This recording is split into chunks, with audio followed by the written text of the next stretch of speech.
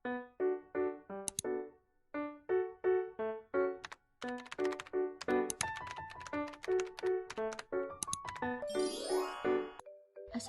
warahmatullahi wabarakatuh dan selamat sejahtera. Nama saya Nur Amira binti Abu Hashim. Video pembentangan ini juga akan dibentangkan oleh Nur Syahira Akila dan Fariha Dania. Kami bertiga akan membentangkan faktor pemisahan Singapura dari Malaysia.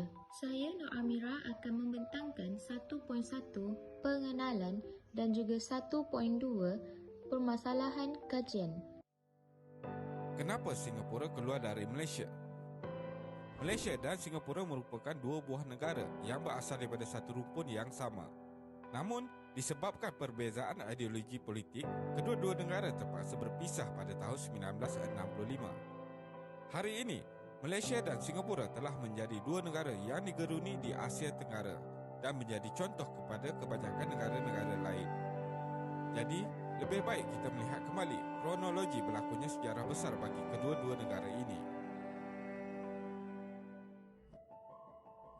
Pada 16 September 1963, sebuah negara yang dinamakan Malaysia telah dibentuk yang terdiri daripada 14 buah negeri termasuklah Singapura. Penyatuan ini membolehkan Singapura bebas daripada kecengkaman kolonial British. Tanpa sebarang sumber asli, Singapura melihat gabungan dengan Malaysia sebagai langkah kritikal bagi memastikan kesinambungan wilayahnya untuk berkembang maju. Ketakutan terhadap ancaman komunis juga merupakan faktor Tunku Abdul Rahman mempertimbangkan idea penggabungan ini. Walaupun terdapat tidak keseimbangan kaum dalam komposisi gabungan ini, Singapura mempunyai majoriti kaum Cina lebih ramai, manakala Malaya mempunyai majoriti kaum Melayu. Seorang ahli politik, Lee Kuan Yew, percaya gabungan ini akan menghasilkan perdagangan lebih luas di wilayah berkenaan. Kemesraan dan kegembiraan gabungan ini hanyalah sementara. Perbezaan ideologi telah menyebabkan berlakunya beberapa konflik politik. People Action Party ataupun PAP yang menerajui kerajaan Singapura pada masa tersebut percaya akan kesaksamaan untuk semua bangsa, tidak mengira Melayu, Cina dan India. Mereka juga menggunakan slogan Malaysian Malaysia, bermaksud Malaysia untuk semua bangsa. Sebaliknya, kerajaan persekutuan mempunyai ideologi berbeza, iaitu lebih mengutamakan agenda pro-Melayu yang lebih mengutamakan penduduk asal Malaya, termasuklah kaum Bumi Putra. Hak-hak ini diberikan kepada kaum berkenaan dalam perkhidmatan awam, pendidikan dan perniagaan. Selain itu, kedua-dua negara mempunyai perbezaan dalam penubuhan pasaran dan sistem pencukaian. Krisis hubungan Malaysia dan Singapura semakin serius selepas parti UMNO dikatakan telah melanggari perjanjian bersama dalam penyertaan politik di wilayah masing-masing. UMNO dilihat terlibat dalam sebuah pilihan raya di Singapura pada tahun 1963 di bawah sepanduk Singapore Alliance Party. PAP juga turut melanggari perjanjian di mana mereka menyertai pilihan raya persekutuan di Malaysia pada tahun berikutnya. Namun, PAP gagal mendapat keputusan yang baik. Mereka hanya sekadar berjaya memenangi satu kerusi sahaja di bangsa. Hubungan PAP dengan UMNO semakin kritikal.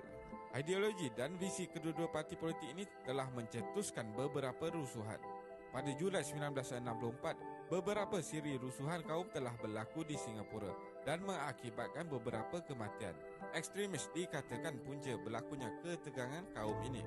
Keadaan tegang ini akhirnya berjaya diselesaikan apabila jawatan kuasa muhibah tempatan bersama ahli-ahli politik melawat ke kawasan sensitif untuk meredakan keadaan. Namun, Lee Kuan Yew terus melakukan kempen Malaysian Malaysia dengan manifesto memberikan hak dan peluang sama rata kepada semua rakyat.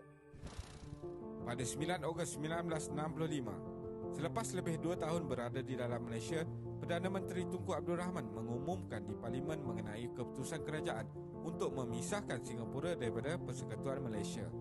Dalam ucapannya, Tunku menghuraikan latar belakang yang menyebabkan beliau mengambil keputusan mengejut untuk memisahkan Singapura kerana tidak ada pilihan lain kecuali menyingkirkan Singapura yang membelakangkan segala keputusan dengan kerajaan pusat. Pada ketika itu, Tunku Abdul Rahman yakin perpisahan dengan Singapura adalah satu-satunya cara untuk menyelesaikan masalah ini tanpa pertumpahan darah. Dalam sekelip mata, segala usaha untuk menubuhkan negara Malaysia yang bersatu musnah. Singapura pada masa tersebut berdepan kesukaran untuk menentukan masa depannya kerana mereka tiada ketenteraan untuk menjamin ketenteraman awam dan sumber asli untuk menjana ekonomi. Namun, Singapura telah bangkit dari semua ini dan menjadikannya antara sebuah negara maju di dunia dalam pelbagai industri. Nama saya Nurul Farihah Dania binti Lokman. Saya akan menerangkan untuk bahagian 1.3 objektif kajian, 1.4 metodologi kajian dan 1.6 kajian literature. 1.3 objektif kajian. Objektif kajian merupakan tujuan khusus yang digunakan untuk mencapai sesuatu matlamat dalam penyelidikan. Terdapat dua objektif kajian bagi tajuk ini, iaitu yang pertama, menyatakan faktor-faktor penting yang membawa kepada berlakunya pemisahan Singapura dari Malaysia. Antara faktornya terdiri daripada masalah perkauman, konsep Malaysia, masalah politik dan masalah ekonomi. Objektif yang kedua, menjelaskan dengan lebih terperinci peristiwa yang berlaku mengikut faktor-faktor yang dinyatakan. 1.4 metodologi kajian. Metodologi kajian merupakan kaedah atau sumber yang digunakan oleh pengkaji untuk mendapatkan maklumat. Dalam kajian ini, pengkaji menggunakan sumber sekunder sebagai pendekatan utama dalam melengkapkan kajiannya. Antara sumber sekunder yang digunakan ialah tesis, kertas kerja, artikel dan jurnal. Pengkaji juga menggunakan media elektronik sebagai ejen pencarian maklumat tambahan dan untuk mengukuhkan lagi maklumat sedia ada. 1.6 kajian literature. Kajian literature untuk tajuk ini adalah mengenai sejarah kemerdekaan Malaysia yang mana menjadi pilihan para pengkaji membuat penulisan mereka. Dengan penulisan mereka, dapatlah kajian ini ditulis untuk memperincikan peristiwa yang berlaku. Pertamanya, pemisahan ini telah diisytiharkan oleh mantan Perdana Menteri Malaysia yang pertama, Tunku Abdul Rahman pada tahun 1965. Singapura mula bersatu dengan Malaysia pada 16 September 1963 iaitu selama 2 tahun telah membebaskan dari belenggu penjajah Inggeris. Pemisahan ini berlaku atas beberapa konflik yang berlaku semasa penggabungan Malaysia dengan Singapura. Faktor-faktornya adalah masalah perkauman, konsep Malaysia, masalah ekonomi dan masalah politik. Saya Nur Syahira Akilah binti Muhammad Yazid. Pada video ini saya akan menerangkan skop kajian, pembahagian bab dan juga kepentingan kajian. Skop kajian. Kajian ini meliputi beberapa sektor iaitu skop aspek, kawasan dan masa. Dari segi skop aspek, pengkaji memilih untuk membuat pengkajian berkaitan pembentukan Malaysia, iaitu faktor pemisahan Singapura dari Malaysia. Penelitian ini juga difokuskan kepada pengaruh komunis yang semakin meluas di Asia Tenggara, terutama negara Singapura yang membimbangkan Kerajaan Persekutuan Tanah Melayu. Skop kajian yang kedua pula adalah skop masa. Kajian ini menumpukan pada penubuhan Suruhanjaya Kobert pada Februari 1962 yang bertujuan untuk meninjau pandangan penduduk Sabah dan Sarawak mengenai pembentukan Persekutuan Malaysia. Pembahagian bab. Dalam usaha melengkapkan kajian ini, kami telah membuat pembahagian bab bagi memudahkan perbincangan serta pemahaman terhadap faktor pemisahan Singapura dari Malaysia. Dalam ringkasan bab ini, pengkaji telah membahagikan kepada dua bab. Bab pertama ialah bahagian pendahuluan yang merupakan pengenalan kepada kajian dengan memberi tumpuan dan penjelasan terhadap perkara-perkara asas kajian.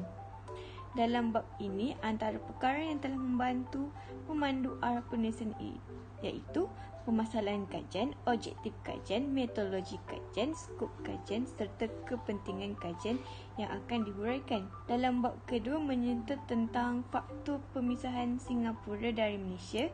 Faktor pemisahan ini telah memberi kesan kepada masyarakat yang pelbagai kaum di Malaysia. Hal ini demikian, Malaysia dibentuk pada 16 September 1963 sebagai reaksi terhadap pelbagai ancaman domestik dan serantau. Kepentingan kajian. Kajian yang menyentuh sepenuhnya pembentukan Malaysia yang menjelaskan tentang faktor pemisahan Singapura daripada Malaysia. Perkara ini membuktikan bahawa hanya terdapat beberapa faktor yang menyebabkan pemisahan Singapura dari Malaysia. Antaranya, perjuangan konsep Malaysia-Malaysian, masalah perkauman, parti PAP dan masalah ekonomi. Dengan ini, tajuk ini mengisahkan tentang faktor pemisahan Singapura dari Malaysia yang menyebabkan perselisihan ini menjadi semakin rumit dan melibatkan banyak isu yang tiada nokta. Para pemimpin Malaysia, terutama Tunku Abdul Rahman, berpendapatan lebih wajar Singapura berpisah daripada Malaysia sebagai jalan keluar terbaik untuk mengatasi pelbagai krisis yang timbul demi kepentingan perpaduan kaum, kestabilan ekonomi dan menghindarkan konflik politik yang berterusan.